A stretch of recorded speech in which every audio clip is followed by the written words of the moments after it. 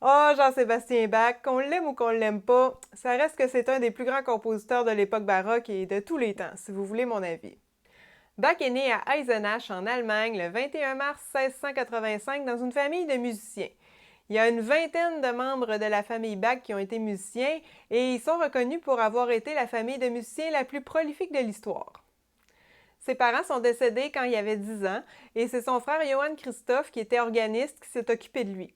Puis déjà à 10 ans, là, il savait chanter et jouer de plusieurs instruments. Il avait appris le violon avec son père, le clavecin puis l'orgue avec son frère, puis il avait même commencé à apprendre à composer. En 1700, donc à 15 ans, il se fait admettre à la maîtrise Saint-Michel de Lunebourg comme chanteur. C'est là qu'il fait ses études de rhétorique, de latin, de théologie et bien sûr de musique, et c'est là qu'il compose ses premières œuvres. On dit qu'à l'adolescence, Bach était déjà plus mature que les jeunes de son âge. Il possédait une sorte d'instinct infaillible qui le portait à faire les bons choix. Entre 1703 et 1707, il a travaillé comme organiste à Arnstadt. Puis en 1705, il demande un congé d'un mois parce qu'il a l'intention d'aller faire le voyage à pied jusqu'à Lübeck, ça c'est environ 400 km de chez lui, pour aller voir et rencontrer Buxtehude. Finalement, il est resté là 4 mois, donc à son retour, évidemment, ses supérieurs n'avaient pas vraiment apprécié. Puis dès qu'un poste s'est libéré ailleurs, il a rompu le contrat avec Arnstadt comme organiste. C'est en 1707 qu'il épouse sa cousine, Maria Barbara Bach, avec laquelle il aura 7 enfants. Il y en a 3 malheureusement qui sont morts en bas âge. Parmi ceux qui ont vécu, il y en a 3 qui sont devenus musiciens. Donc on parle de Wilhelm Friedman, Carl Philipp Emanuel et Johann Gottfried Bernard.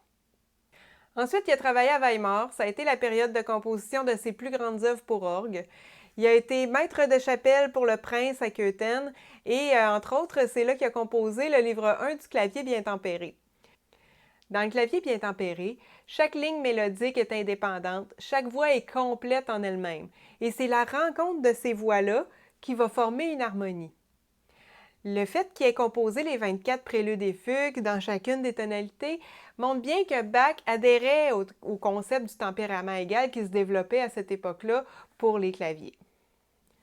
Sans m'étendre trop sur le sujet du tempérament égal, disons seulement que jusqu'à cette époque-là, les claviers ne pouvaient pas jouer dans toutes les tonalités. C'est juste à partir du moment qu'on a décidé de prendre l'octave et de la diviser en 12 demi-tons parfaitement égaux au niveau acoustique que ça a été possible. Donc, de nos jours, l'octave est parfaitement juste, mais les quintes, on a eu un petit compromis à faire. On a baissé un peu les quintes pour pouvoir retrouver justement ces 12 demi-tons égaux qui vont nous permettre de jouer dans toutes les tonalités. Je vais vous jouer le prélude 1 qui est en Do majeur, donc qui ouvre le livre 1 du clavier bien tempéré et qui est bien connu. Donc je vous laisse entendre ça.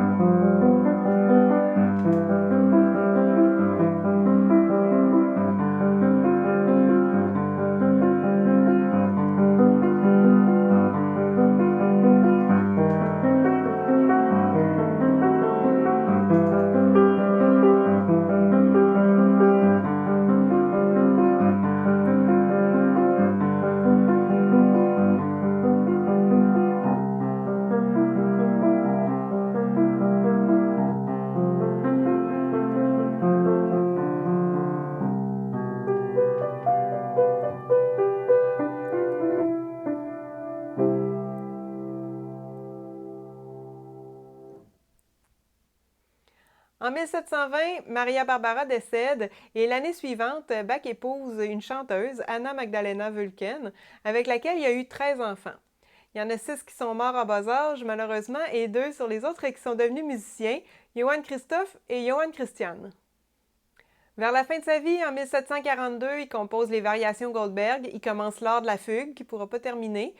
À partir de 1749, là, ses yeux sont très fatigués, il ne voit plus très bien. Il a été exposé à beaucoup de copies musicales dans sa vie, puis ça lui a fatigué les yeux. Il s'est fait opérer par John Taylor, un chirurgien non recommandable qui a rendu plus d'une personne aveugle, dont Bach, qui est sorti complètement aveugle de son opération avec ce chirurgien-là.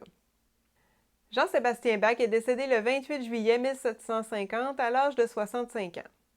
C'était un homme tranquille, exigeant, rarement satisfait. Il était un peu rude, bougon, pas vraiment diplomate, mais il était curieux de tout.